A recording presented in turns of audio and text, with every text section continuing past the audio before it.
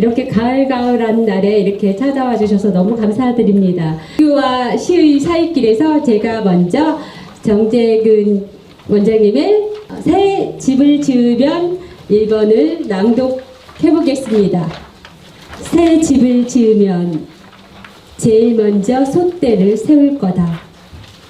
기껏 허리춤과 견주는 나지막한 막대에 새 한 마리 달랑붙은 작은 솥대가 아닌 큰 나무 가지가지마다 새들이 흠뻑 깃든, 그래서 나무 뒤로 석양이 흐르면 태고적 그 새들이 삼조고처럼 태양 속에 점점이 바뀌고, 밤에는 달에서 옥토끼와 함께 두런대는, 가끔은 햇살보다 더 눈부신 별빛을 등 뒤에 짊어진 채 어릴 적 머리맡 벽걸이 옷장에서 헤엄치던 빨강 주홍 붕어들과도 속삭이는 그런 나이 새 하나씩에 소중한 추억 하나씩 심으면 비로소 나이 새들은 해와 달과 별과 바람과 함께 아련한 추억의 시로 환생하여 나무에 주렁주렁 매달리는 그런 솥대 말이다. 귀한 시를 써주신 정재근 원장님을 모시겠습니다.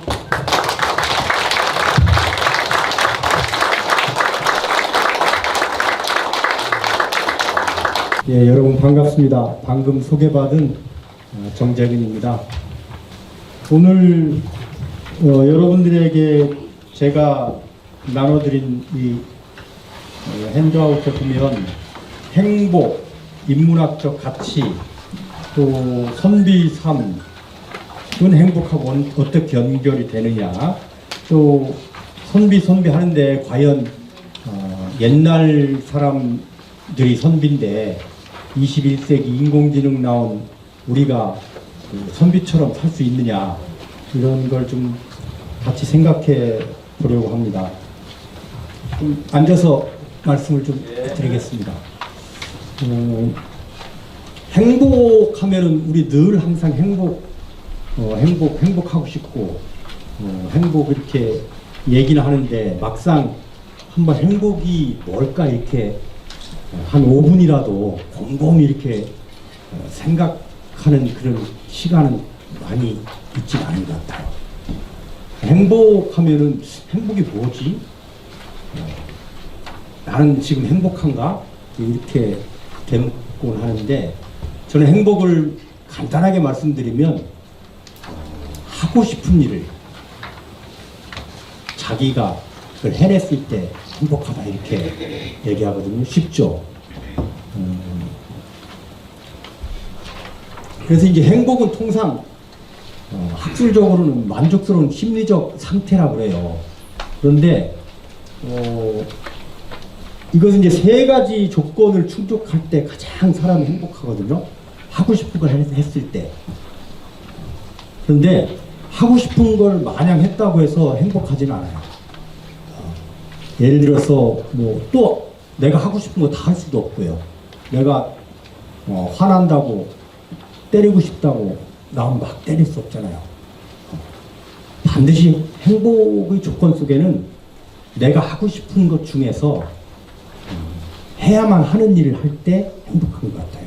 해야만 하는 일이라고 그러는 것은 내가 그걸 안 해도 누군가는 해야만 이 사회가 유지가 되고 발전하는 그런 일이죠. 그러니까 뭐 내가 청소를 안 해도 누군가는 새벽에 나와서 이 도로 청소를 해줘야 유지가 되고, 나는 편하게 잠을 자지만 누군가는 24시간 비가 올지 눈이 올지 이 재난에 대비하는 분들이 있어야지 이 사회가 유지가 되죠. 그냥 택배 그냥 우리가 받고 빨리 왔구나 고맙구나 이렇게 하지만 실제로 그 택배가 내가 보지 않는 사이에 여러 사람이 고생을 해가지고 오고 있는데, 만약에 택배가 제대로 택배나 우편이 제대로 안 된다고 그러면 이 사회가 유지가 안 되죠. 등등 이 해야만 하는 일이 있거든요. 그래서 사람은 자기가 하고 싶은 일 한 100가지 중에서 의미 있는 일, 해야만 하는 일을 찾아가지고 그것을 자기 스스로 힘으로 해냈을 때 그때 사람은 굉장히 행복한 것 같아요. 그런데 이제 되게 그게 어렵습니다. 하고 싶은 일은 통상 나와 내 가족을 위해서 필요한 일이에요. 그거 보고 이제 통상 우리가 사적 행복이라고 이렇게 하거든요. 대부분의 사람들은 그 사적 행복 한 90%, 99% 이렇게 추구하면서 사는 겁니다.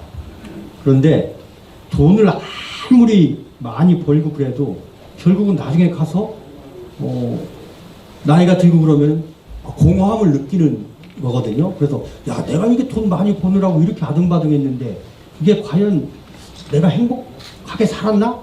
그때 이제 이 돈을 가지고 정말 필요한 사람들한테 이 돈이 쓰여진다면은 그게 좀 의미 있고 가치 있는 일이 아닐까? 라고 하면서 내 이웃을 생각하게 되죠. 그래서 해야만 하는 일은 나와 내 가족만의 일이 아닌 내 이웃의 일이에요.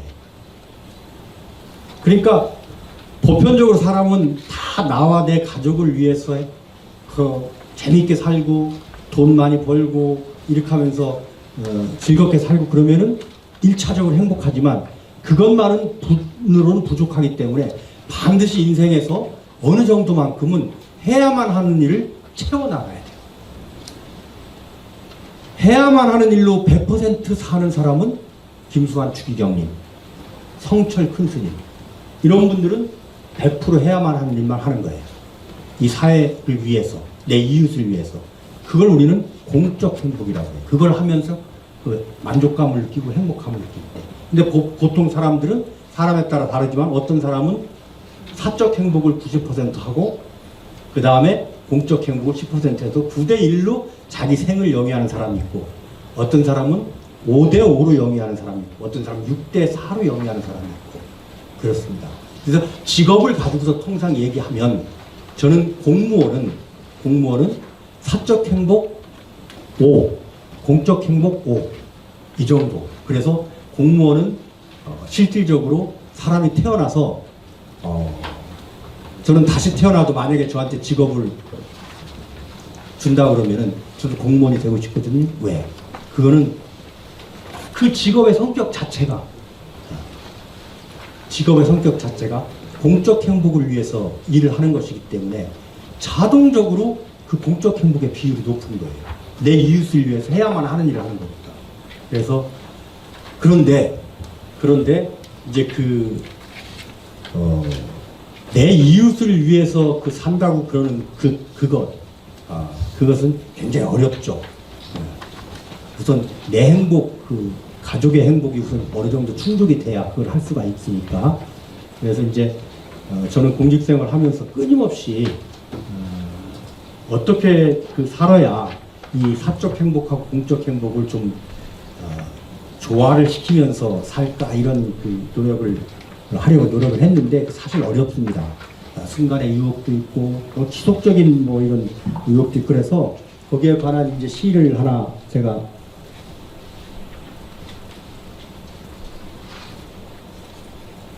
이제 보면은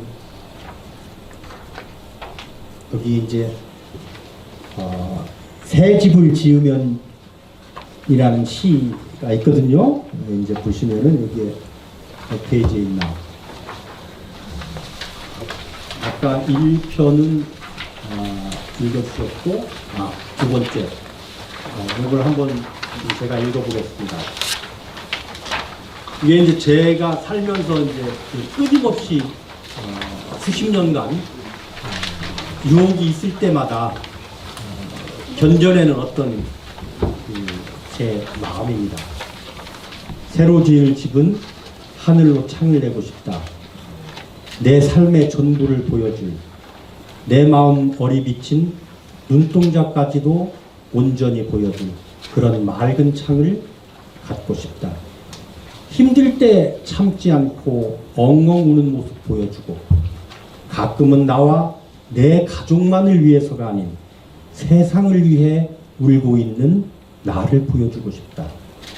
그저 살아오지 않고 정말 살아왔다고, 사라지는 것이 아니라 살아간다는 것이 그리 쉽지만은 않았다고 마음껏 하소연하고 싶다. 해를 담고 별을 담고 하늘을 닮은 주황색 햇살 아롱진 따스한 나, 은백색 별빛 새겨진 추억의 나, 푸른 가을향 넘실대는 상큼한 나, 하늘로 창을 내고 그런 내가 되고 싶다. 그러니까 이제 그저 살지 않고 순간순간 내가 이 사는 것이 제대로 사는 건가라고 의식을 하면서 산다는 것은 사람이 굉장히 힘든 거거든요. 피곤하고. 근데 이제 그렇게 산다는 것은 어떻게 보면은 그저 내 그 사적 행복만을 위해 사는 것이 아니고, 어쨌든 내 이웃을 매일은 아니더라도 일주일에 한 번, 한 달에 한 번이라도 이렇게 생각하면서 사는 인생은 그래도 참 의미 있는 인생이다. 그래서 결국은 사적 행복만 가지고 인생이 행복할 수가 없다면 결국은 공적 행복을 어느 정도 내 인생 속에 넣어야 되는데, 그 공적 행복을 넣는 방법은 결국은 인문학적 그 가치를 이 사회에 실현시키는데 내가 조금이라도 일조하는 그런 삶을 사는 것이다. 저는 이 세상이 좋은 세상이라면 그것은 인문학적 가치가 충만된 세상이 좋은 세상이라고 그러거든요. 그래서 이제 인문학적 가치가 뭔지 그걸 이제 고민을 많이 하는 겁니다. 그래서 우리가 인문학 뭐 이렇게 하고 그러는데 인문학적 가치가 뭐지? 그래서 제가 인문학적 가치라고 그러는 걸 가지고 시를 하나 또 적었습니다. 인문학적 가치라는 것은 굉장히 그 정의하기가 어려운데 제 경험을 통해서 나름대로 이제 정의를 했는데, 그걸 철학이나 또는 그 뭐 역사 사상을 공부하신 분들도 이 정도면 좀 어느 정도 정리가 좀 잘 된 거다. 시로 한번 정리를 했는데요. 이걸 정리하게 된 계기를 좀 한번 좀 제가 말씀을 드리겠습니다. 여러분들 이거 뭐를 보이십니까? 이삿짐이죠. 이게 잘 해놨죠. 이렇게 여러분들 정리할 수 있겠어요? 제 처가 저기 와 있는데, 제 처가 전문가입니다. 이게 이제 서울 제가 30년 이상 살고 있는 그 상계동 주공아파트 4단지에 제가 한 6, 7년 전까지 살았던 26평짜리 이제 아파트입니다. 여기서 이제 살았는데, 지금은 이제 애들한테 방도 못 주고 저도 방도 없고, 이제 맨날 그 애가 고등학교 다니는 애도 방이 없어서 거실에서 잤다가 다시 또 뭐 이런 식으로 하는 게 너무 미안해서 이제 같은 아파트에서 요거보다 평수가 조금 이제 큰 데로 가서 이제 전세로 살고 있지만은, 어쨌든 이게 이제 그 당시 제 집입니다. 독일에 제가 외교관으로 총영사를 하고 공사를 이제 하러 갔는데, 처음 갈 때는 한 2년 반이나 3년 외교관 임기가, 그러니까 그렇게 하려고 생각했는데 1년 4개월 만에 나라에서 저를 불렀습니다. 이 일은 미안하지만 자네가 와서 꼭 해결을 해야 되겠다. 이렇게 해가지고 제가 그걸 해결을 하기 위해서 1년 4개월 만에 갑자기 들어옵니다. 말이 그렇지 계획을 2년 반, 3년을 하고 나갔다가 1년 4개월 만에 온다고 그러는 것은 모든 것이 다 깨지는 겁니다. 보통 사람들 그거 못합니다. 내가 제 처한테 얘기를 했습니다. 나를 필요로 하고 나라가 지금 나를 알아주는 사람이 있는데 미안하지만 좀 이렇게 들어가야 되겠다. 이렇게 좀 들어옵니다. 그래서 저 먼저 들어오고 나중에 이제 제 처음 혼자 짐을 싸가지고 이제 한국으로 오는데, 오늘 갑자기 이제 이 아파트가 못 들어가는 거예요. 집이. 그죠? 갑자기 이제 들어왔으니까 거기 누가 다른 사람 살고 있잖아요. 그래서 이제 할 수 없이 6개월간을 다른 데서 이제 그저 독신자 숙소에서 이렇게 살다가 겨우겨우 그분한테 이제 얘기를 해가지고서 야, 좀 집 좀 비워줘야 되겠다 해가지고 그 집으로 들어간 겁니다. 들어갔는데 여기저기 있던 집을 이제 다 모아놓으니까 발 디딜 틈이 없어요. 이거는 이제 뭐 그대로 제대로 좀 어떻게 좀 한 거야. 예, 그래도. 그래서 이제 할 수 없이 이제 집을 버려야 되겠다 하고서 둘이 앉아가지고서 이제 버립니다. 근데 집에 대부분이 다 책이었었어요. 책이 막 그냥 차로만, 책만 그냥 막 몇 트로 이렇게 되니까 그래서 안 되겠다. 이 책을 좀 정리를 하지 않고서는 안 되겠다. 이렇게 해가지고 둘이 앉아서 한 달간 계속 버립니다. 그런데 책 보면은 다 아깝잖아요. 그렇죠? 몇십 년간 내가 끌고 다니던 책이고 제 첫 책도 막 반이고 제 것도 있고 뭐 이러니까. 근데 며칠 지나니까 이제는 좀 탁탁 보여요. 이건 버리는 상자로 넣고 이거는 좀 더 보관하자고 이렇게 이제 되는데 패턴이 있어요. 어떤 패턴이냐면은 버리는 상자로 가는 거는 다 기능에 관한 거예요.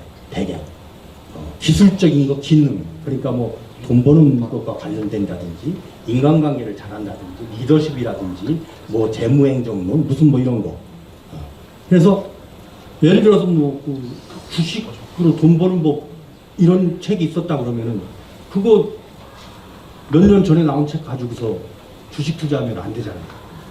정보가 업데이트 돼야 되죠. 그래서 제가 생각하기에 야, 이런 거는 그냥 지금 버리고 나중에 필요하면 새로 정보를 업데이트한 새 책을 사서 보자. 그럴까. 근데 남는 책은 보니까 뭐 그 이상 문학 대학교 1학년 때 이제 그 이상 문학 작품 전집이라든지 뭐 그 이청준의 말이지 무슨 뭐 소설 또 시집 또 그 철학 통론 같은 거 이게 오래된 책이지만은 그래도 바뀌지 않았을 것 같은 그리고 나중에라도 한 번 더 들춰볼 것 같은 그런 책들 역사책들 뭐 이런 거예요. 그러다가 제 등골이 오싹해지는 거예요. 아, 그래.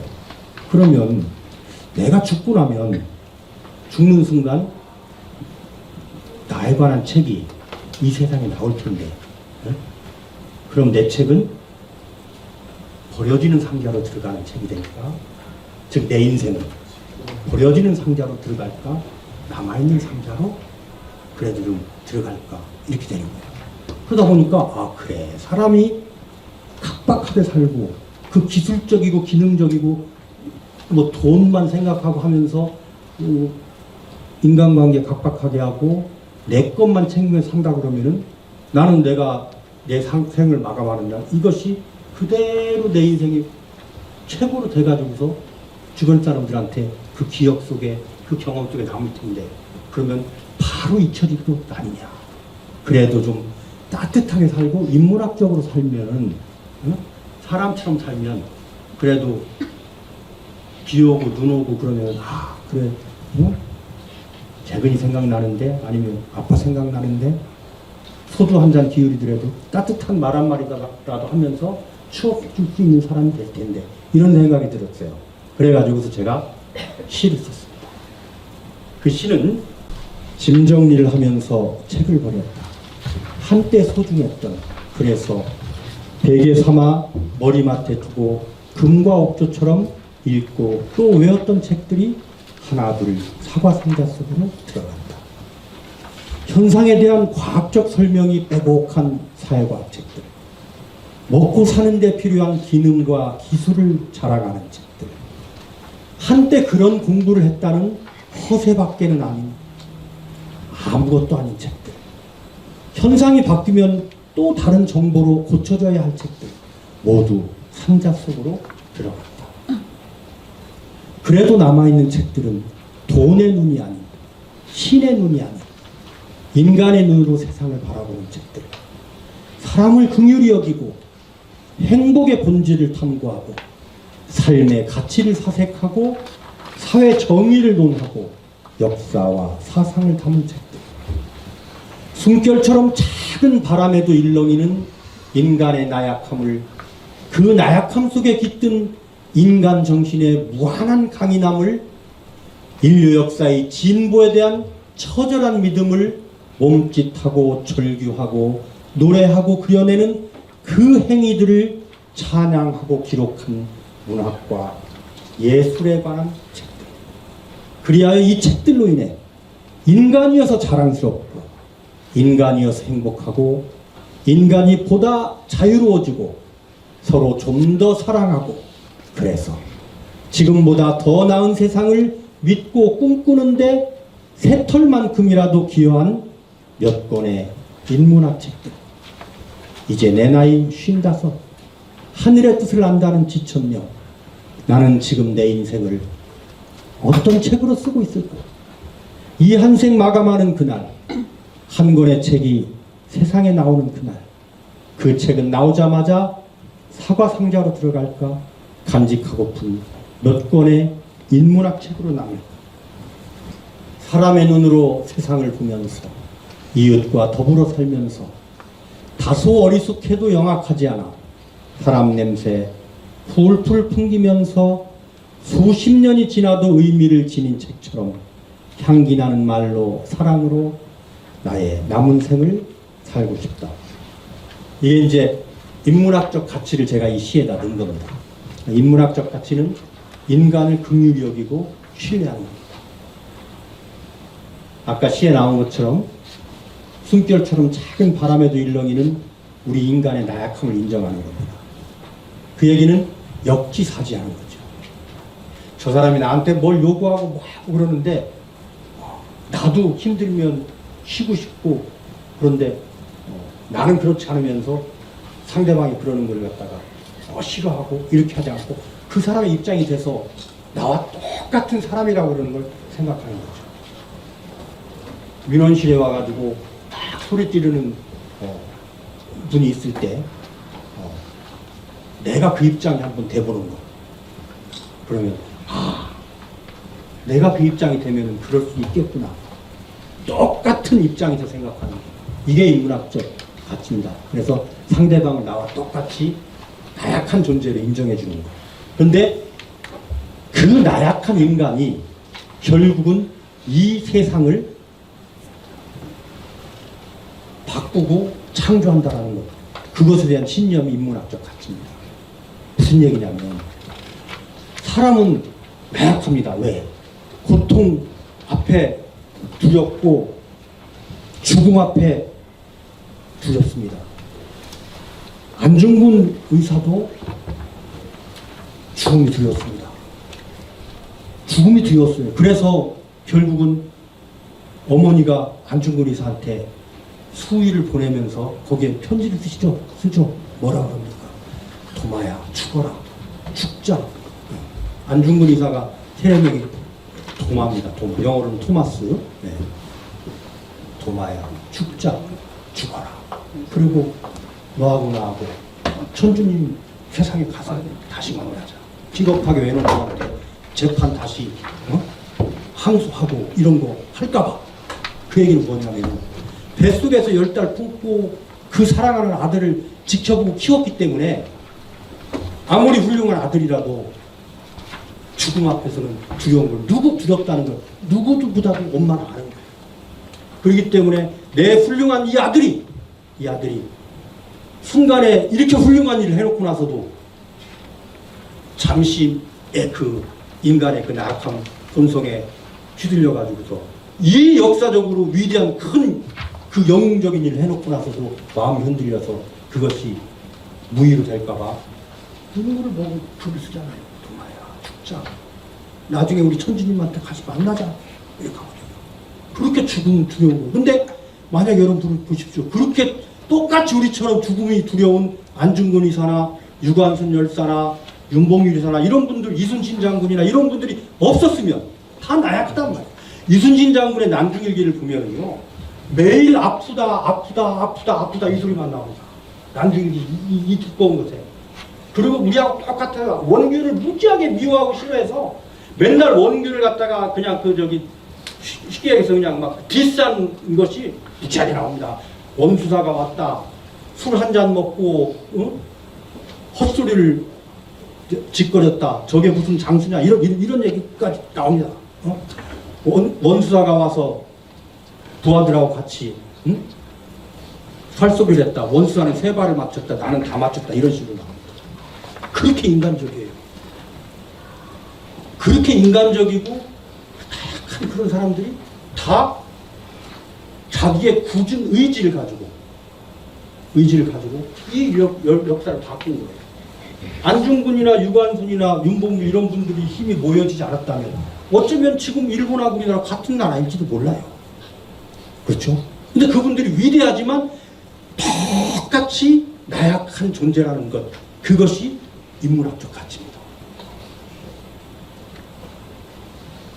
그리고 그들로 인해 가지고 역사가 그래도 야만에서 문명으로 조금씩이라고 또 나아진다. 이렇게 그 공적 분야를 위해서, 공익을 위해서 일하는, 헌신하는 사람들로 인해서 이 역사가 지금 조금 진보한다라고 그러는 그 믿음이 인문학적 가치입니다. 그리고 행복의 본질을 탐구하는 것이 인문학적 가치. 뭐 아리스토텔레스나 플라톤이나 이 철학자들의 그 근본 그 목적이 행복의 본질을 탐구하는 거거든요. 부처님도 예수님도 우리한테 얘기하는 건 뭐예요? 영원한 행복이 뭔지. 그래서 니들 그렇게 살면은 영원한 행복을 못한다. 영원한 행복을 찾으려면 이렇게 살아야 된다라고 하는 행복을, 모든 종교, 모든 큰 가르침이 행복입니다. 그리고 그 속에서 자기 스스로 삶의 가치를 사색하는 겁니다. 이게 인문학적 가치인데, 저는 정말 좋은 세상은 이 인문학적 가치가 사회 곳곳에 이렇게 충만해가지고 흘러넘치는 그런 사회가 좋은 사회라고 생각합니다. 그러면 이것은 인문학적 가치가 충만한 사회를 만드는 것은 어때요? 해야만 하는 일이죠. 해야만 하는 일이라. 그래서 정말 행복하려고 그러면 이제 일주일에 한두 번 정도는 나와 내 가족만이 아닌 내 이웃을 생각하는 삶을 살면서 이 인문학적 가치가 충만한 사회로 만들려고 노력하는데, 공무원은 본질적으로 나쁜 짓만 안 하면, 나쁜 짓만 안 하면 매일 그 일을 하는 거예요. 그래서 공무원이라고 하는 직업이 좋은 겁니다. 공무원이라는 직업. 600조 원의 돈을 가지고 좋은 일 하는데 돈 쓰는 사람이 공무원이니까, 그럼 보통 사람들은 그럼 뭐 이런 좋은 이 인문학적 가치와 관련된 걸 못하나? 할 수 있죠. 봉사활동 할 수 있죠. 그렇죠. 공부할 수 있죠. 저는 제 동기들이 이제 은퇴를 하기 시작합니다. 저는 공직에서 정부에서 떠난 것은 뭐 벌써 그저 한 7, 8년 전에 이렇게 떠났지만은 제 동기들이 이제 60 넘어가지고서 이제 은퇴를 하고 있는데, 제일 제가 그 정말 아까도 동기들 와가지고 꼴배기 싫은 거 제가 얘기했는데, 야 그래 회사 다니고 뭐하고 뭐 했다고 해가지고서 이제 조금 시간 나고 내 마음대로 시간 쓸 수 있고 돈 좀 조금 이제 좀 뭐 하는 거 있다고 해가지고서 그 제발 좀 그 낮에 말이지 등산 가가지고서 막걸리 먹고서 그 점심 때부터 오후 서너 시까지 먹고 불쾌하게 먹고서 그냥 친구들하고 뭐 좋다고 사진 찍어가지고 그거 페이스북이나 이런 데 좀 올리지 좀 마라. 이 사람들 공부를 해야지. 60대 초반에 말이지 뭐 했다고 앉아가지고서 은퇴했다고 아침부터 나가가지고서 말이지 막걸리 먹고서 얼굴 불쾌해가지고서 그렇게 하고서 그 맨날 철력이나 갈 생각이나 하고 말이죠. 저 좀 그렇습니다. 왜? 공부를 하는 사람이 깨달으면 이 세상을 좋게 만들어요. 여러분들은요 지금 인문학적 가치가 구현된 세상을 만드는데 지금 일조를 하고 있는 겁니다. 왜? 공부를 하고 있거든요. 자, 왜 공부냐? 인문학적 가치를 구현하려고 노력하는 것이 해야만 하는 일을 하는 것이라고 했잖아. 그것은 결국은 공익을 위해서 일을 하는 건데, 선비가 그런 사람입니다. 자, 이제 선비로 들어가보죠. 선비로 들어가면 우리가 선비 하는데, 선비를 공자님은 이렇게 정의를 합니다. 공자님. 쉽게 얘기해서 선비하고 군자하고 소인하고 공자님 이제 구분을 해요. 구분을 해서 말씀하시는데, 공부한 것을 자기 자신을 위해 가지고 그 공부한 것을 자기 자신의 이익이나 자기 자신의 영달을 위해서 쓰면 그거는 소인이다. 공자님 그렇게 얘기해요. 2500년 전에. 그래서 자루야, 너는 소인유가 되지 말고, 즉 소인이 되지 말고 군자유가 되라. 군자가 되라. 즉 선비가 되라. 그럼 선비가 뭐냐? 선비는 공부한 것을 자기만을 위해서 쓰는 것이 아니고 그 공부한 걸 가지고서 세상에 나가서 세상을 위해서, 공동체의 행복을 위해서, 공동체의 선을 위해서 쓰는 사람이 선비다. 이렇게 얘기합니다. 율곡 선생님도 똑같은 얘기. 그래서 한마디로 얘기하면 그걸 뭐라고 그러냐면은 숙이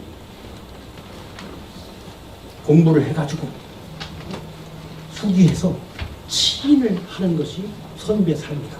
근데 이게 대단합니다. 왜 대단하냐면은 종교, 이게 이제 저는 유교는 종교가 아니고 이제 가르침이라고 생각하지만은 어쨌든지 간에 큰 가르침이나 종교 중에서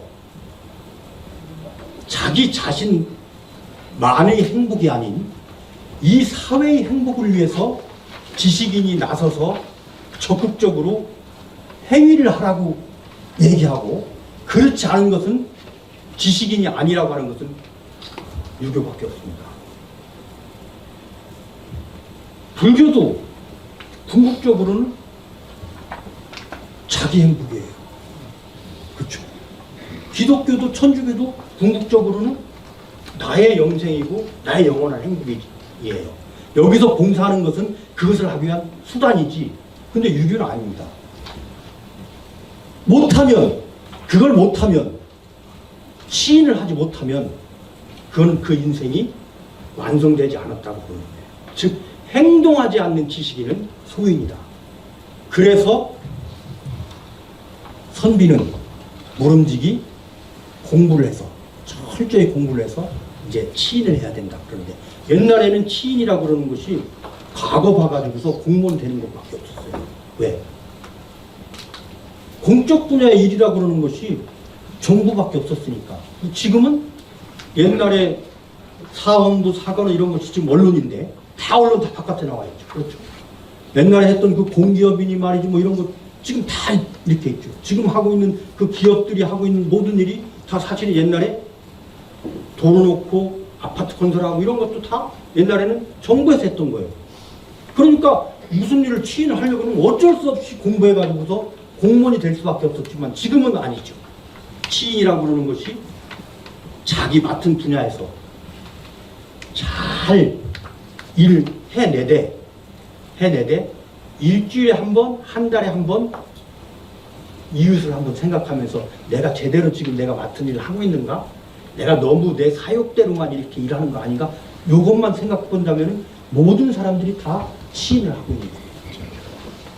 치인을 하고 있는 거예요.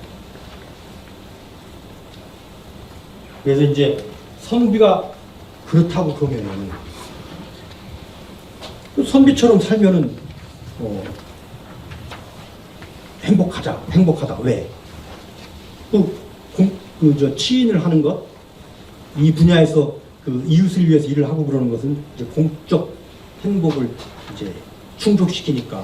사람이라고 그러는 것이 봉사하고 남을 위해서 무슨 일을 할 때 누가 뭐라고 해도 이게 거기서 느끼는 만족감이 있거든요.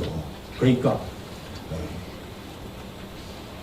선비가 만약에 그런 사람이라고 그러면 선비로 한번 살아보는 것도 좋지 않겠냐, 저는 이제 이런 생각을 하는 겁니다. 그런데 선비가 뭐 옛날에 몇백 년 전에 있었던 사람들이 요 근자까지 있었지만 요새 근자에 있는 선비들은 이제 대개 이제 그 꼰대라고 이렇게 합니다. 꼰대. 왜 꼰대냐? 자기 생각을 되게 고치질 않아요. 그러니까 전부 내가 이렇게 배우고 이것이 옳은데 말이지, 요새 애들은 말이지, 이게 잘못됐어 이렇게만 하니까 이게 서로 싫어하는 거예요. 서로.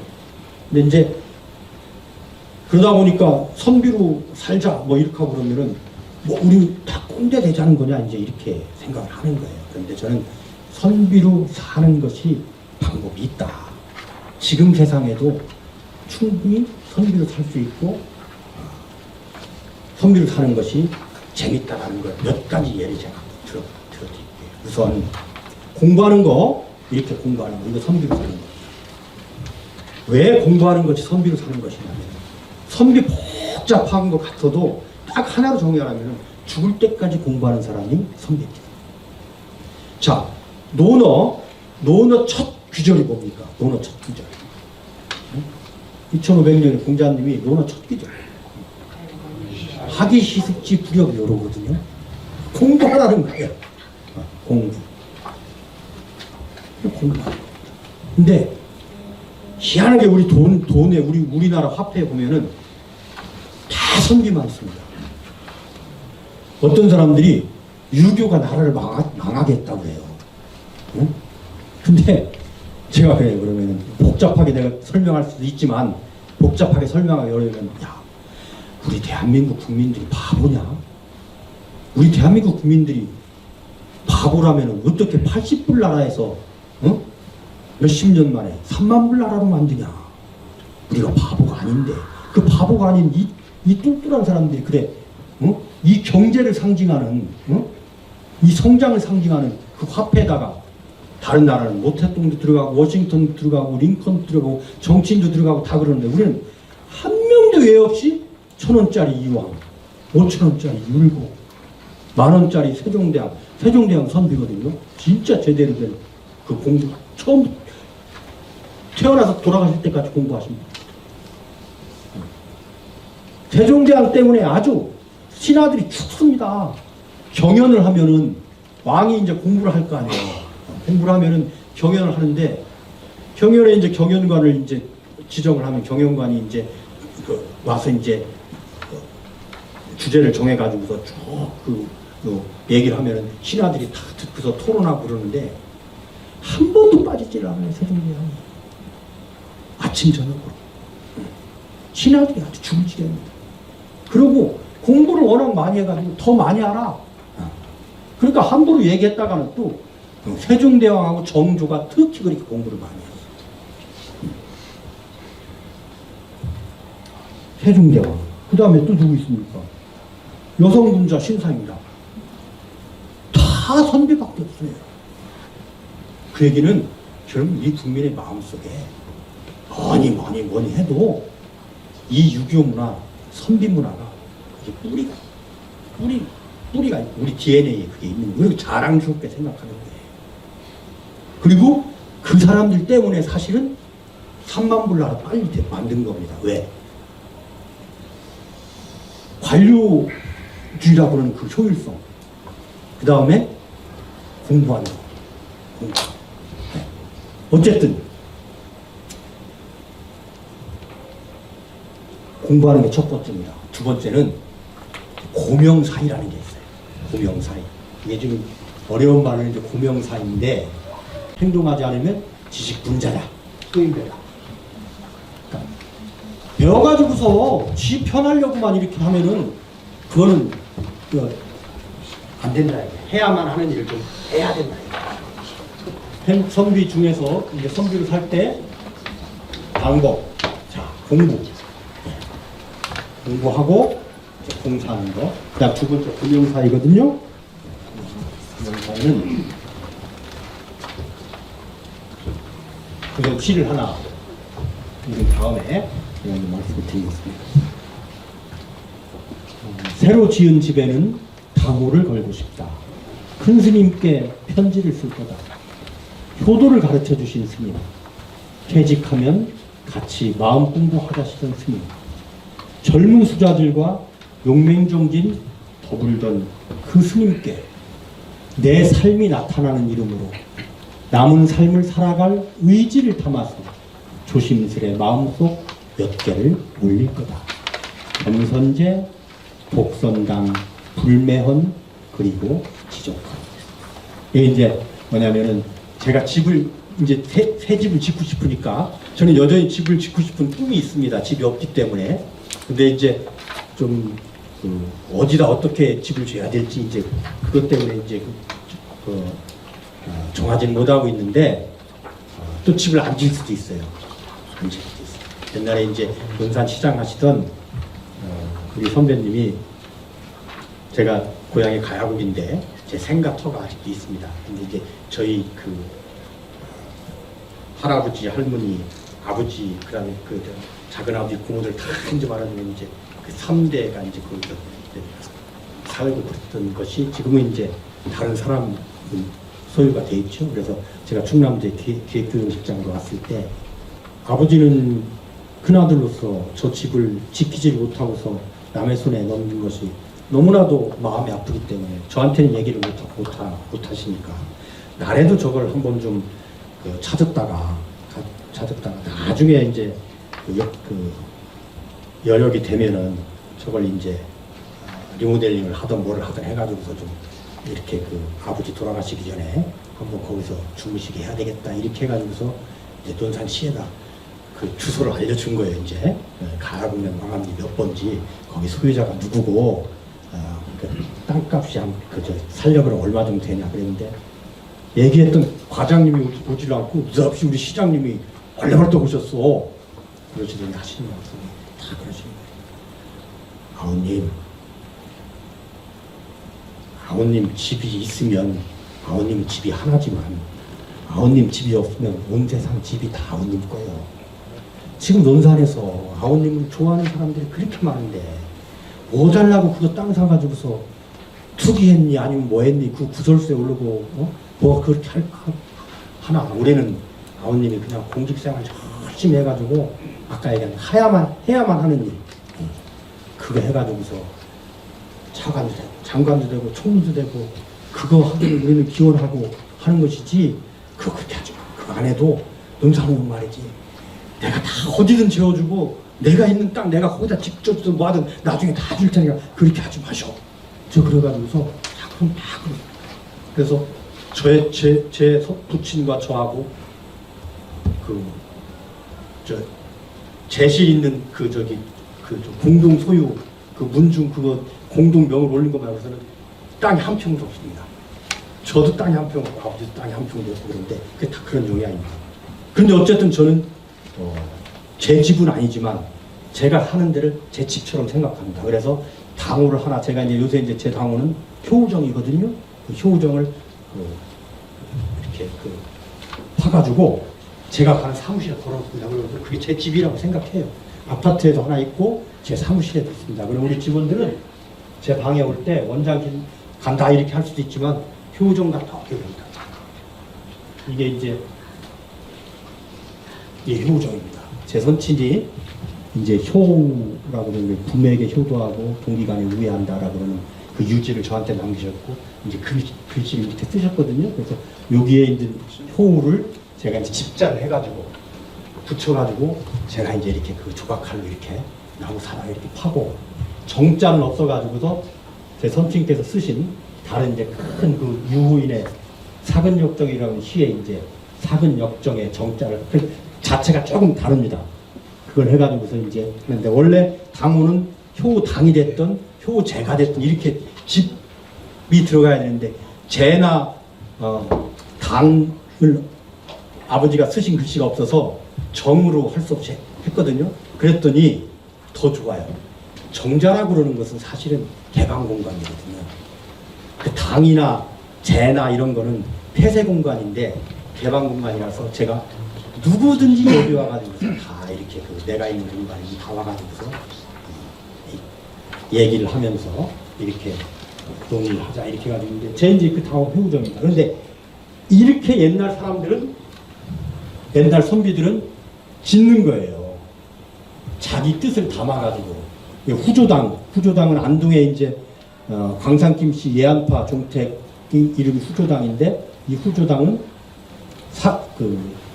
퇴계 선생 제자 광산 김부필이가 스승님 그 공부할 수 있는 별채 하나 줬습니다. 별총 하나 줬습니다. 그러니까 퇴계가 그러면 그 이름은 후조당으로 하시게 하고서 당신이 직접 이것을 퇴계가 써서 내리고 있습니다. 후조당은 무슨 뜻이냐면은 태한연후 지송백지 후조야 해가지고 논어 자한편에 나오는 말인데 다 풀을 때는 소나무하고 잣나무의 절기를 모른다. 똑같이 푸르니까. 그래서 다 떨어지고 나면은 한겨울에야 이렇게 푸른 소나무 잣나무에 절개를 하는 것처럼 후조 늦게 가서야 이게 떨어진 것을 안다. 떨어지는 걸 안다. 이렇게 하면서 이 절개를 뜻하는 그런 거. 이런 걸 자기 집에다 걸어놓고서 항상 사는 겁니다. 그러면은 어떤 의사결정을 할 때 고명사의 돌아볼 고 이름명 생각할 사 의료를 의자 해가지고 내가 지금 하는 것이 내 명예에 맞는지 안 맞는지 내가 하는 것이 의리에 맞는지 안 맞는지 이걸 생각을 하고 나서 그 행동을 했다고 해서 옛날 선비들이 이 집에 자기의 그 어떤 그 소신이나 그런 걸 해놓고서 늘 그렇게 행동의 기준으로 삼았다고 해서 그걸 고명사에 한다고 하거든요. 그런데 여러분들 그렇게 하시면 돼요. 꼭 무슨 큰 사랑채나 이거 별치 없어도요. 내가 생각하는 그거 간단하게 이렇게 써가지고서 어디 갈 때마다 이렇게 가지고 다니면 돼요. 내 방 하나 이렇게 거기다 걸어놓고서 이렇게 하시면 돼요. 그래서 예를 들면 이제 뭐 이런 겁니다. 용화 뭐 이제 그 마암제 뭐 이런 거 이게 이제 그 한양 출신 이제 옥전동 댁에 이제 마암이라는 건 이제 뭐 얼마나 공부를 열심히 해가지고서 다이가 다 다뤘을 정도 한번 해보겠다 이제 이런 의지가 이제 담긴 거 아닙니까? 그러니까 그런 거. 그 다음에 선비는 지식인이잖아요. 지식인인데 치인을 해야지만 이제 참 선비가 되는 거 아닙니까? 즉 공익을 위해서 일을 해야지만 참 선비가 되는 거예요. 그런데 본의 아니게 벼슬을 못하는 경우도 있고 또 벼슬을 했다가 복잡한 그 사화나 당쟁 때문에 낙향을 하는 경우도 있고 이래요. 그러면 그 순간에도 선비가 이 세상을 위해서 봉사할 수 있는 길은 글을 쓰고 후황을 향상하는 거예요. 즉 공부야, 공부 바탕.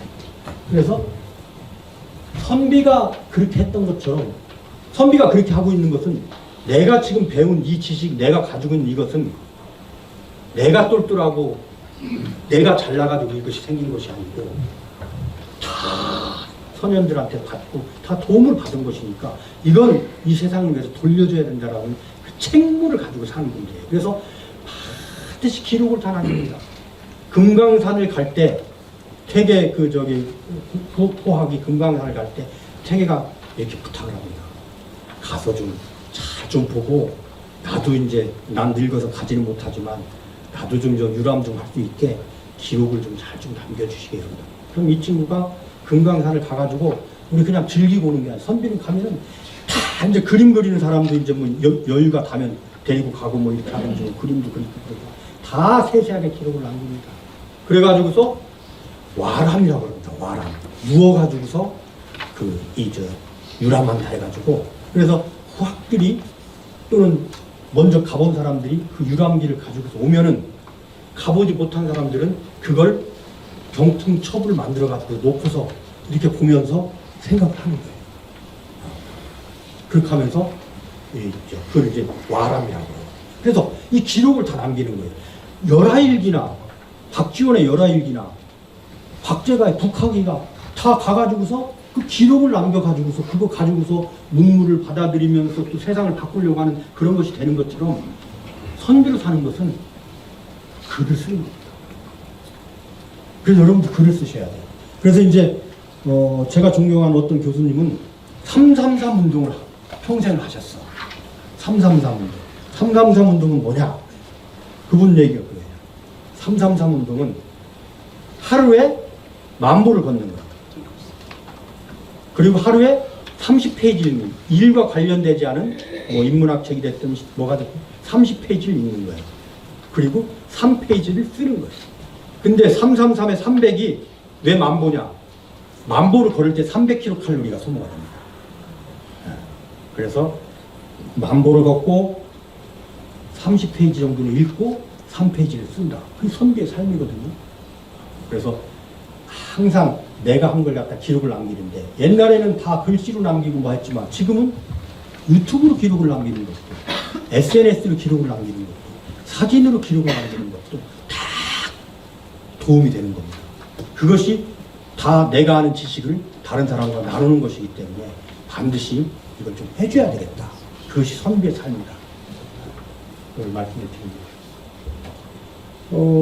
이 계곡 경영이라고 그러는 것도 이제 재밌습니다. 그 율곡 선생님이 그 해주에 가면은 이제 거기에 석담이라고 그러는데 이제 거기에 이제 구국에 은병정사를 짓고 후학을 이제 양성하시는데 워낙 그 국사에 이제 지쳐가지고 결국은 뭐 오래 하시지 못하고 바로 돌아가셔서 참 안타깝지만은 어쨌든 거기에서 이제 구곡을 갖다가 이제 여기는 말하자면 나의 그 도의 세상이다 이렇게 하고서 시도 짓고 이렇게 하는데 그걸 경영이라고 합니다. 그래서 옛날 그 송나라의 이제 그 성리학을 이제 말하자면 이제 처음 이제 정리한 주자 같은 경우에는 이제 무의구곡을 이제 거기에서 이제 공부도 하고 가르치고 거기에 다 이렇게 그 자연하고 나하고 이제 합일이 되게끔 이제 그런 삶을 살자 이제 이렇게 했는데 그걸 우리 율곡 선생님은 해주에 딱 가서 해주의 석담 구곡을 보고서 내가 있는 곳이 무의구곡이다 이렇게 합니다. 그 얘기는 결국은 중국 유교 성리학이 중국에서 왔지만 이제 내가 주체적으로 내 것으로 만들었다라는 이제 주체 선언입니다. K-유교 선언이 율곡 선생님의 내가 있는 곳이 곧 무의다, 무의구곡이다 이렇게 얘기하는 겁니다. 근데 그게 경영을 합니다. 화양구곡 가면은 거기 우암송시열 그죠? 네. 거기도 우암송시열이 화양구곡에 다 이름 적어놓고 여기는 뭐고 하고 시도 다 그게 계곡 경영인데 그게 이제 옛날에 그 선비들은 계곡을 경영하는 것은 내가 편하려고 경영하는 것이 아니고 천인합일의 상징이에요. 그게 사람이 공부해가지고 수양을 해서 도덕적으로 완성의 단계에 들어가면은 하늘의 이치를 깨달아가지고 성인이 된다고 하는 거예요. 그게 성리학의 기본 그 원리이기 때문에 그 단계에서 이제 조금 약간 종교적인 세체를 띠는 겁니다. 그래서 천인합일까지 가는 것을 이제 목표로 해가지고 끊임없이 공부를 하는데 이게 참 대단한 것이 도덕적으로 인의 예지를 갖다가 잘 성취하고 자유자재가 되면 그러면은 그 사람은 이미 자연의 원리를 알아가지고서 자연과 내가 합일이 돼가지고 이 모든 것을 깨친다 이제 이렇게 되기 때문에 그 구곡경에 그 자연 속으로 내가 들어가는 거거든요. 근데 우리도 지금 그걸 할 수가 있어요. 맨날 어딜 가면은 놀러 다니잖아요. 그러면 그냥 좋은 산이나 좋은 경치 이렇게 보고 그러면 그걸로 끝나지 말고 내가 이름을 붙이면 돼요. 저는 이제 효암이라는 거 한번 좀 붙여보려고 해요. 어디 가서 좋은 그 바위 있으면은 저희 아버지 저희 선친께서 이제 그렇게 사셨으니까 형제간의 우애를 참 하시는 걸 저한테 보여주셨고 부모님한테 그 효를 그렇게 하려고 지극히 하셨기 때문에 그 효암이라고 붙이고 우리 가족들한테는 저게 효암이야? 그렇게 하고 우리 효암 놀러 갈까 그러면 다 알잖아요. 그게 선비의 삶입니다. 그러니까 되게 선생님은 취미가 뭔지 알아요? 이름 붙이는 게 취미예요. 단양군수로 갔는데 가니까 그 단양이 얼마나 시골해요. 그러니까 인구도 없고 그러니까 그냥 저기 하는 거야. 산도 그냥 뭐 이름 없이 그냥 있는 거야. 산마다 다 이름 붙입니다. 예를 든다면은 이 퇴계 선생님이 장시 하고 싶은 거. 그러니까 좀 도학적인 견해, 뭐 아니면 인간이 뭐 겸손하게 살아야 된다 그러면 여기는 무슨 산이다, 바위까지 막 다 붙여요. 그게 지금 몇백 년이 지나도 그 사람들이 그걸 이거 퇴계 선생님이 붙였어? 그렇게 하고 그렇게 불러요. 그 산 이름을. 우리가 그게 못할 게 없다고요. 정자 이렇게 가고 그러면 이름 없이 그냥 정자 조그마한 건 다 있잖아요. 저 그냥 아까워. 저 정자 이름 붙여야 되는데. 응? 이름 붙여야 되는데 뜻을 가지고서. 그래 우리 지금 노정산에도 이름 없는 정자가 한두 개 있어요. 그래서 제가 이름 붙일 겁니다. 우리 저 노정 선생님한테 이제 편에 글씨 쓰라고 하고 내가 저기 해가지고 그게 선배 삶이에요. 그러면 그냥 어떤 사람들도 그 편에 보고서 아 이게 이런 뜻이구나 하면서 한 번이라도 더 인간성을 생각하고 이게 좀 도덕적 가치나 인문학적 가치를 생각하게 하는 거. 그것이 결국은 치이라는 것이고 그것이 결국은 이웃을 생각하면서 사는 삶이다. 저는 이렇게 생각합니다. 이거는 이제 제 한 시 중에서 연향이라고 우리 고향 논산을 생각하면서 제가 지은 시입니다. 멱주 요충 불미전 견친미료 물불연 이어고리 포진요 원필충을 현고천인데 여기서 이제 이어고리 포진요가 우리 고향 논산은 고기 물고기 효자고기로 참효를 칭찬해 왔는데 이제 이런 뜻입니다. 그래서 여러분 을문이라고 효자고기는 다 아시잖아요, 그죠? 논산천 저쪽에 가야공면 함정리에 있는 거. 그래서 고향을 그리워하며 큰 인물 찾으려면 작은 충성조차 케어 전하고 참 효자 만나려면 한 조각 효도마저 칭찬해야 한다. 내 고향 논산은 효자고기 을무늬로 참 효를 기려왔는데 이제는 논산천에 충성국이 나타나게 돼요. 이런 시도 있습니다. 그래서 저희가 그 함정리의 그 효자 마을은 지금도 이 효자 강정의 그 550년 전에 그 효자께를 마을 어른들이 어느 정도 계승을 해가지고 명절 때 좀 자주 찾아오고 또 부모님한테 전화 자주 하는 친구들은 어른들이 이렇게 그 용돈도 주고 상도 주고 그러신대요. 그러니까 그것은 그 효자 이야기가 박제가 된 것이 아니고 현재도 있기 때문에 그거는 저희가 내년에 제가 K6의 문화재를 이제 도하고 같이 논산에서 이제 개최를 하는데 그때 이제 그 함정리에 있는 그 을문이 효자고기하고 효자 마을하고 효암소원 이쪽은 효의 하나의 그저 중심 크게 이제 그게 부각시키려고 이렇게 생각합니다. 제 얘기는 여기서 일단 마치고 여러분들 저 말씀 하실 거 있으면 같이 말씀 나누도록 하겠습니다. 고맙습니다.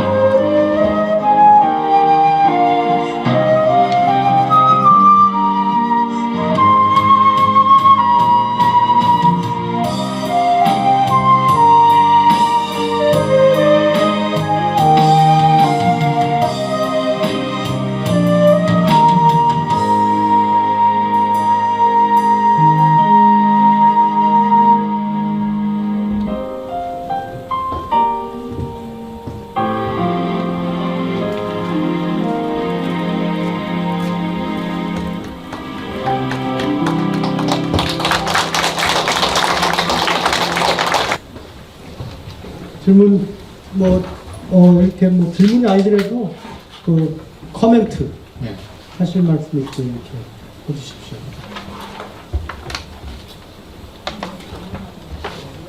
우리 김영도 의원님은 아우님은 그러니까 이제 말하자면 아까 얘기한 것처럼 해야만 하는 일, 즉 이웃을 위해서 일을 해야 이제 선비가 되니까 그거 하려고 그냥 그렇게 그냥 노력을 지금 하고 있는 거 아니에요, 그지? 그러니까 알고 막히는. 예, 아이고 저는 이렇게 졸지에 와가지고 우리 선배님 거기 계신데 유교 문화원에 제가 이제 자주 가가지고 아침마다 이제 문안 드리고 또 그리고 이제 제가 매일 가서 좀 배우겠다고 그랬잖아요. 근데 지난번에 제가 한번 노선에 갈 일이 있어가지고 가서 한번 좀 인사드리려고 했더니 그때 봉화 식당 가가지고 고기 드신다고 그래가지고 제가 저는 그냥 거기서 보신탕만 한 그릇 먹고 왔어요. 저쪽. 어디 보신탕 하는 데가 있어요? 요새? 예, 저쪽 대원 식당이라고. 그거 보신탕 그 잘하는 데 있습니다. 그거 한번 제가 모실게요. 근데 제가 아까 우리 선배님 말씀 중에 거기 사적 행복, 뭐 공적 행복, 거기 이제 나와 가족 또 이제 공적인 이웃과 뭐 이렇게 하는 거에 있는데 거기 굉장히 저는 이제 공감을 많이 했습니다. 근데 제가 우리 선배님보다 이제 공직 생활을 절반도 안 했지만 저는 이제 16년 했거든요. 그리고 작년에 이제 공직에서 벗어났죠. 벗어나고서부터 한 게 이제 돈을 좀 벌어야 되겠다. 그러니까 나를 위해서 좀 돈을 좀 벌어야겠다고 해가지고 제가 무농사도 짓고 좀 그렇게 하는데 하는 게 이제 공직에 있을 때는 감히 돈 벌 생각을 사실 못했죠.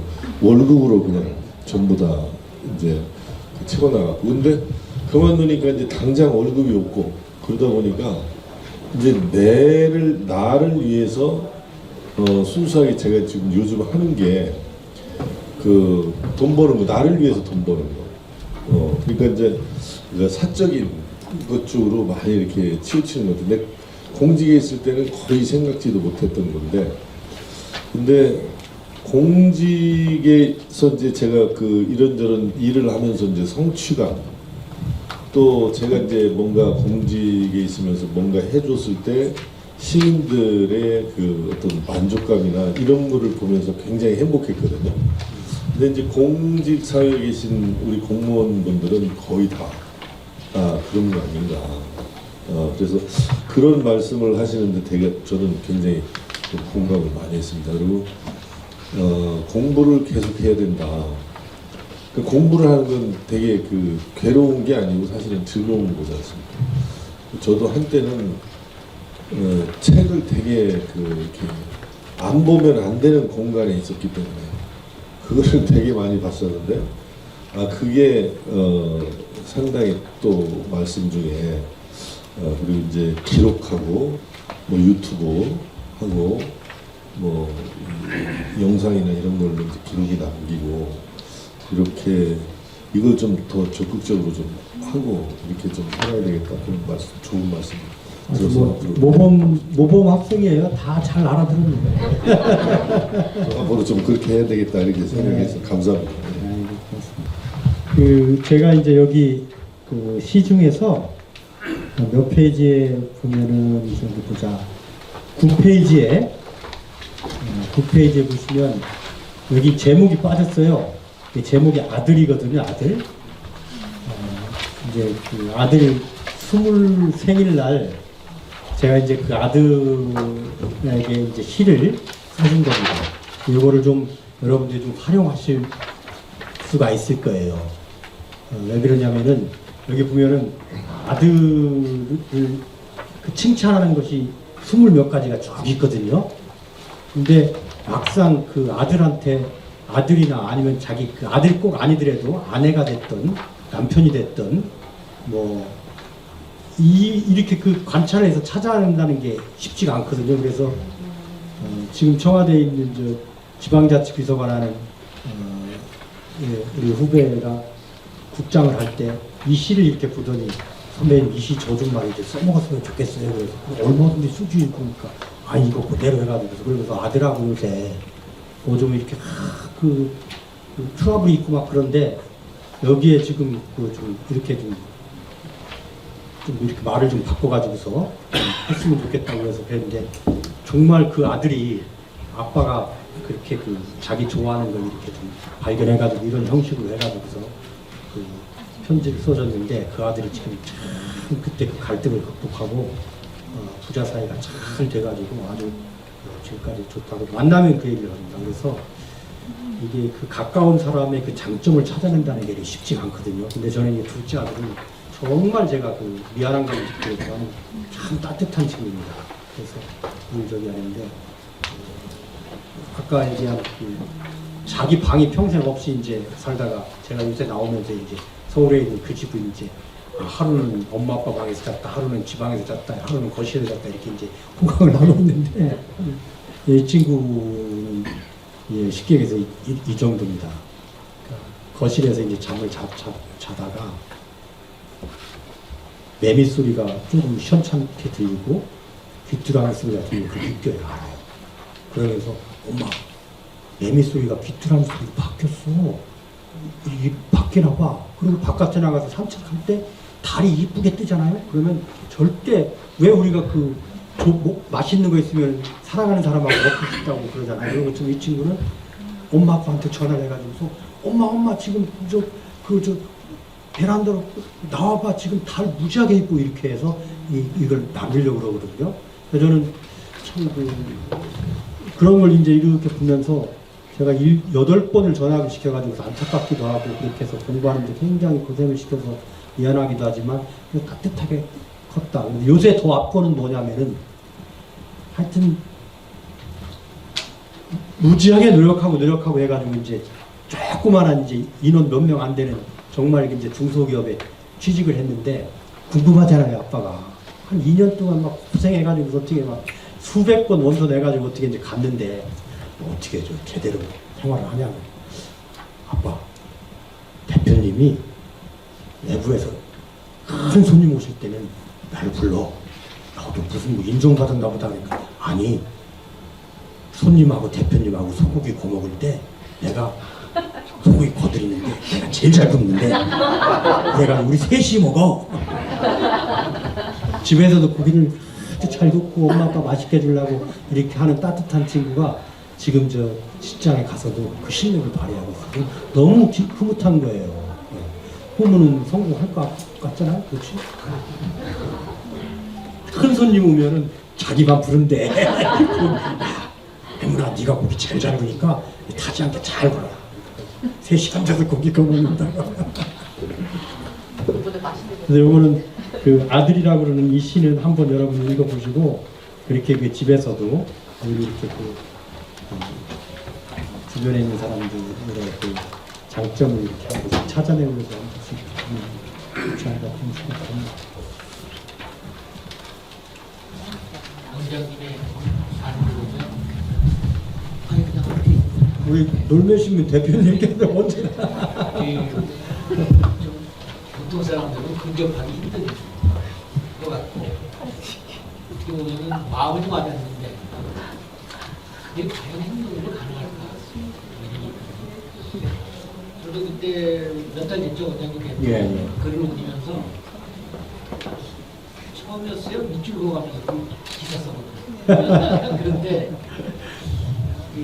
좀 더 쉽게 일반 범인들이 따라할 수 있고 또 우리 동양이 기호문화의 동양이 좀 더 기교문화적으로 발전할 수 있는 그런 좀 쉬운 방법, 좀 대중적인 방법 이런 거에 대해서 좀 고민해 보시지 않으셨나요? 지금 제가 제일 고민하는 게 그겁니다. 대중화, 현대화, 국제화, 유교에. 그래서 대중화되고 현대화되지 않으면은 유교라고 하는 것이 이제 지속되기가 어렵잖아요. 근데 이제 그래서 이제 그 선비처럼 살자 뭐 이렇게 하는데 그 선비 삶이라는 게 뭐 그냥 너무 그 어렵고 고준 담론적이고 이렇게 하고 그러면은 사람들이 따라가기 어렵잖아요. 우리가 김수환 추기경 존경하지만 다 김수환 추기경님처럼 살으라고 하고 성철스님처럼 살으라고 어렵잖아요. 그러면 멀어지잖아요. 그죠? 그래서 그러니까 현대판, 그러니까 현재 맞는 선비를 지금 찾아서 롤 모델을 옛날에 그 정말 완벽하게 살려고 노력했던 이태계 선생님이나 그 훌륭한 일곱 선생님만 맨날 이렇게 얘기하면 우리 학생들 입장에서는 저거 어떻게 사냐, 그죠? 그래서 현재의 그 선비, 이 시대의 선비상을 찾으려고 노력을 해요. 그래서 그 이 시대의 선비상을 아까 얘기한 것처럼 그 기업인 중에서도 선비상을 찾으시고 있죠. 또 공무원들이 요새 너무 그냥 뭐 저기 하고 그러지만 예를 들어서 저 개인적으로는 김항식 총리 같은 분들 같은 경우는 진짜 그 선비상이거든요. 근데 공무원들이 너무 매도당하니까 공무원 속에서 세우지 못해서 그런 것도 학교 선생님 중에서 있을 수가 있고 해서 그런 식으로 좀 그 각계각층에서 이렇게 그 일상생활 속에서 잘 살면서 가정의 행복도 잘 유지하고 그러면서 행복하게 사는 것, 그것이 결국은 선비처럼 사는 것이라는 그런 걸 보여주기 위해서 그런 그 현대의 선비상을 좀 찾으려고 했는데 공주대학 이치혁 교수와 같이 좀 노력을 하고 있는데 공주대 이치혁 교수 한 명 찾아냈더라고요. 그 태계 종선 씨거든요. 이치혁 교수가 거기도 한의사 한 분, 그 항상 헌신하면서 이렇게 그 희생하면서 사셨는데 그분이 선비가 아니냐 이렇게 보는데 저는 이제 너무 지금 대표님 말씀하신 것처럼 어렵게 사는 사람보다는 좀 평범함 속에서도 원칙 하나라도 이렇게 좀 지킬 수 있는 걸 지켜가지고 이렇게 한 사람을 좀 힘들게 좀 그런 연구도 좀 하고 노력하고 있습니다. 제 고민이죠.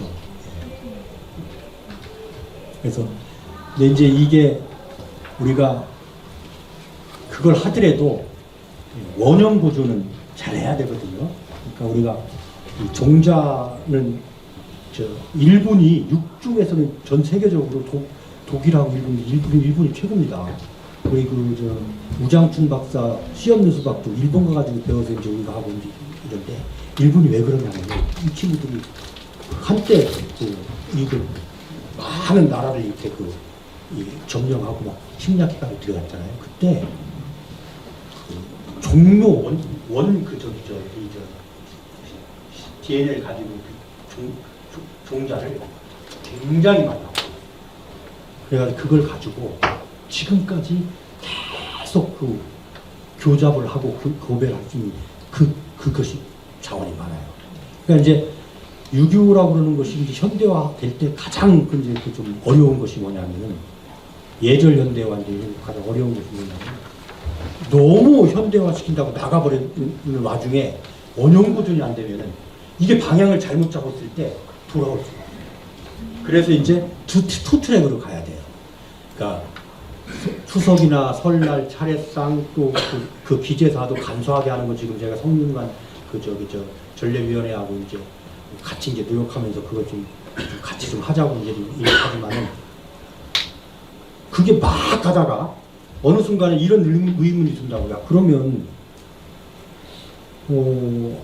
온 가족이 지금 LA에 여행 가기로 했는데 근데 그 추석밖에 연휴밖에 없는데 이거 어떡하지? 그러면 이걸 미리 좀 지내고 가야 되냐? 아니면 LA 호텔방에서 이걸 해야 되냐? 이런 이제 고민이 생길 거 아니에요?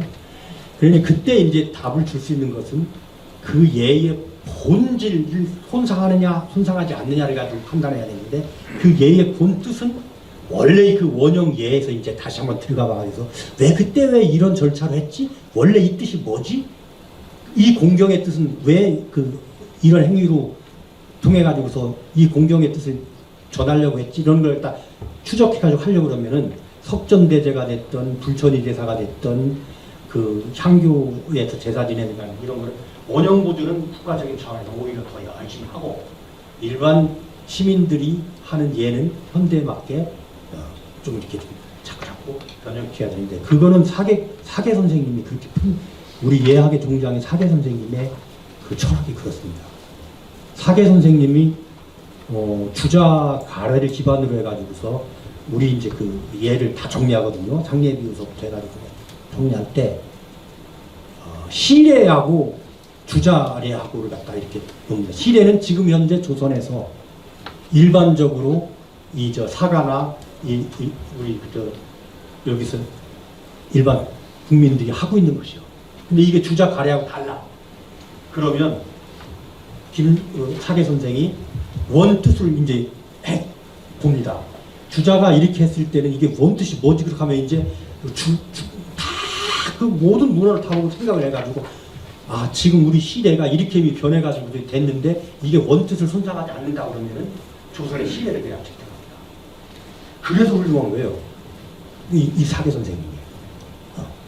그래서 사계 선생님이 그 사계 선생님의 그 예학의 종장으로 우뚝 섰던 것은 중국에서 왔던 그 원본대로 주장해가지고 이렇게 해야 돼 이게 아니고 일반 백성들이 이렇게 하고 있는 것이 이미 100년, 200년 해오고 있으면은 그걸 본 거예요. 봐가지고서 이것이 원뜻을 크게 그 예의 본질을 손상시키지 않는다고 그 시대를 가장 권위 있는 사계가 예학의 종장 그러니까 그 노론의 영수가 이렇게 해도 된다라고 딱 해주니까 그것이 조선의 예법으로 나눠야 되는 것이라서 그거에서도 이제 예에 말하자면 주체성이 그때부터 좀 있다. 그래서 바뀔 수가 있는 거죠. 계속 그런 의미라고 그러면 우리의 예도 현재에 맞게.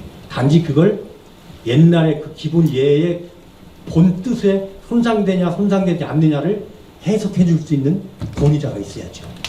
그래야 그 정도가 지나치지 않고 이렇게 되는데 그 권위자가 저는 한국유교문화진흥원이 언젠가는 그걸 해야 됩니다.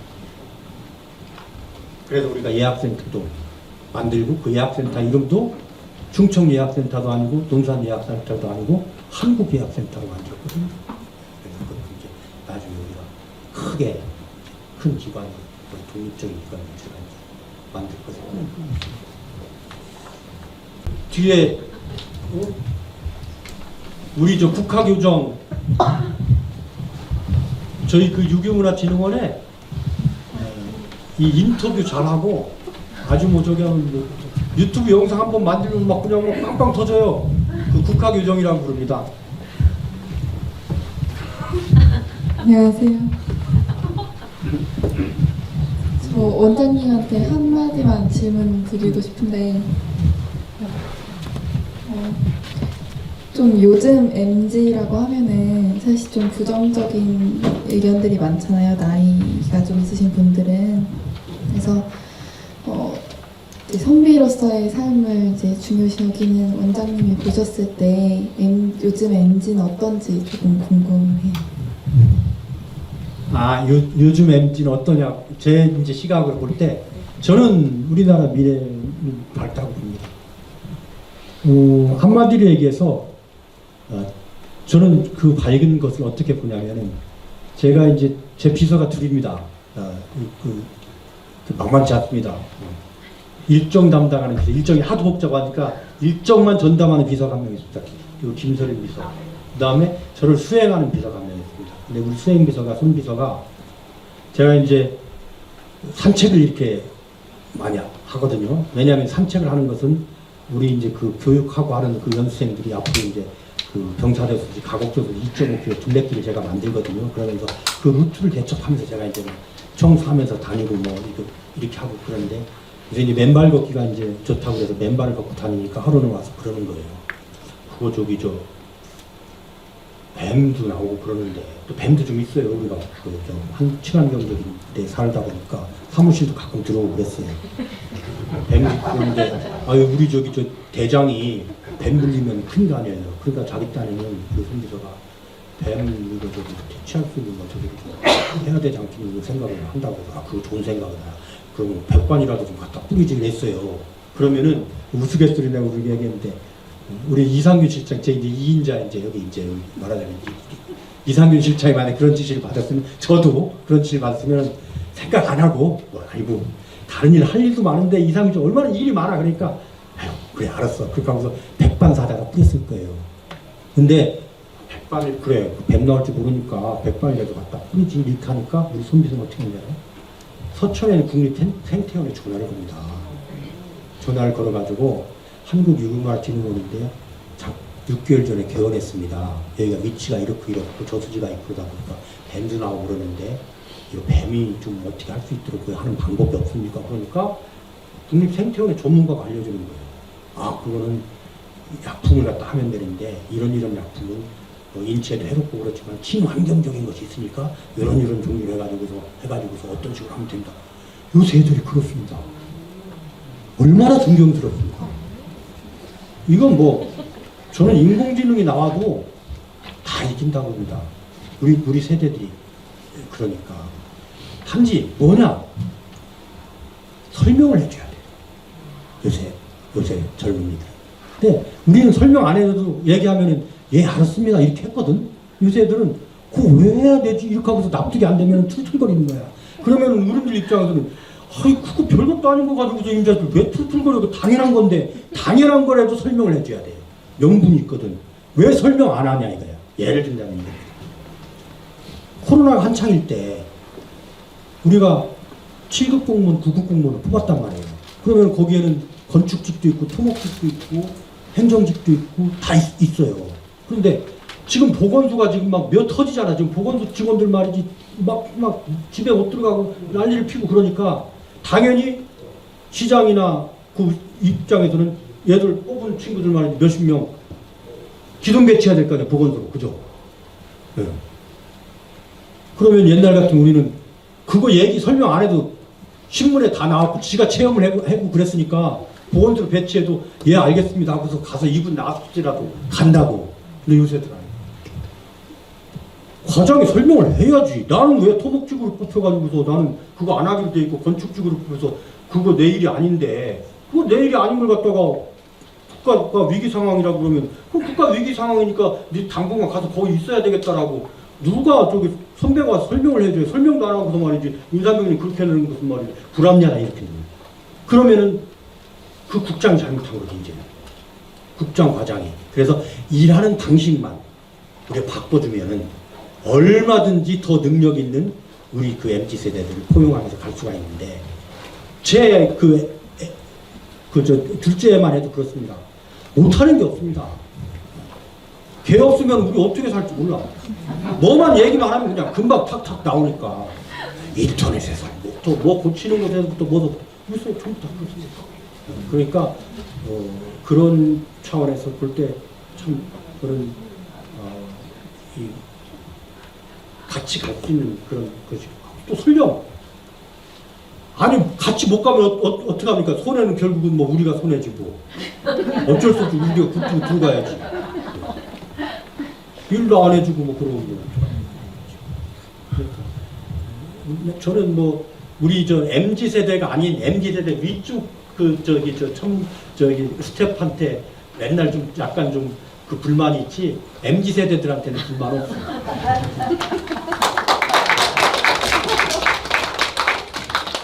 이제 그만 이제 그러면 이제 저 시간이 다 됐습니다. 예, 하여튼 저는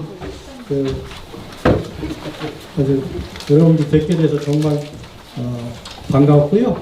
우리 김웅신 문학관 제가 존경하는 우리 김웅신 선배님 그래도 뵙습니다만 우리 이제 김웅신 선배님 또 남상원 선배님 두 분이 이렇게 좋은 공간과 좋은 프로그램을 만들어서 학습하고 생각할 수 있는 그런 기회를 제공하고 있다는 데 대해서 정말 의견이 계시진 않지만 존경하면서 계속 여러분들 김웅신 문학관을 여러분들이 선비처럼 사는 그런 그 공간으로 계속 활용해 주시면 좋지 않을까 그런 생각입니다. 그 관장님 와 계신데 관장님 끝까지 이렇게 해주셔서 정말 고맙습니다. 감사합니다.